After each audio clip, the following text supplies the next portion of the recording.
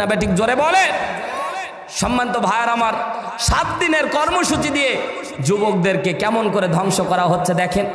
7ই ফেব্রুয়ারি rose day, কি day? গোলাপ ফুল যে যুবতীকে পছন্দ হবে। ইহুদি খ্রিস্টান আস্তে করে যুবকদেরকে কেন কথা বললাম?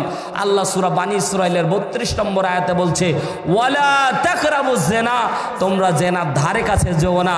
কেন আল্লাহ জেনার ধারে কাছে যেতে নিষেধ করলেন? একটু মনোযোগ দিয়ে শোনেন। 7 তারিখ কি ডে? রোজ ডে, গোলাপ ফুল দেওয়া লাগবে যুবতীদের। 8 তারিখে প্রপোজ ডে, কি ডে? বলেন বলেন। 8 তারিখে অফার দিবে আই লাভ ইউ, কথা কয় না, ঠিক না? 8 তারিখে অফার দিবে আই লাভ ইউ। 9 তারিখে চকলেট ডে, মানে কিছু উপহার তারে দাও, চকলেট টকলেট দাও, মেয়েরা এতে খুশি হয়।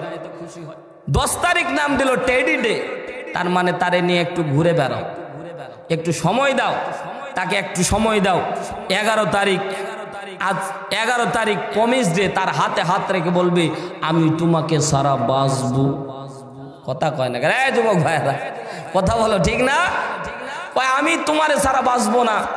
ইসলামী বিশ্ববিদ্যালয়ে একদিন আমার চোখের সামনে ঘটে যাওয়া ঘটনা ভাই।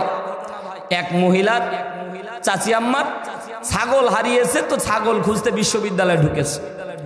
এক যুবক আর এক যুবতী গাছের নিচে প্রেমিকার আলাপ করতে গিয়ে বলতেছে, প্রেমিকার চোখের দিকে তাকায়া প্রেমিক বলতেছে তোমার চোখের ভিতরে আমি দুনিয়া দেখতে পাচ্ছি।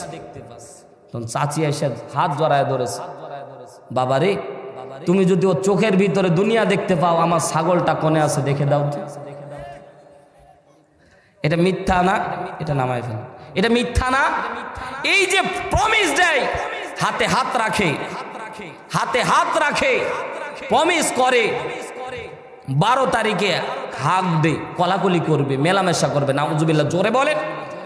যারা নাউজুবিল্লাহ বলবে না তারা মিথ্যা ভালোবাসায় নিজেকে নিমজ্জিত রেখেছে, জোরে বলেন নাউজুবিল্লাহ। 13 তারিখ কিস ডে, নাউজুবিল্লাহ বলবেন না। আর 14 তারিখ বিশ্ব ভ্যালেন্টাইন্স ডে, ভালোবাসার চূড়ান্ত রূপ প্রকাশ হবে 14 তারিখে। কত যুবক যুবতী তারা নষ্টামি করে এই বাংলার জমিনকে কুলুষিত করে দিবে, কথা জোরে বলেন, ঠিক না বেঠিক? মুসলমানদের জন্য 365 দিনে এই ভালোবাসা, কথা জোরে বলেন, ঠিক না বেঠিক?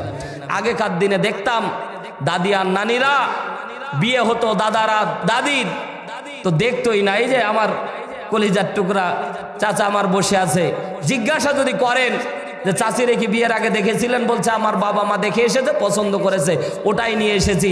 একবারে বাসর ঘরে দেখা, ওই যে ভালোবাসা আজও পর্যন্ত টিকে আছে।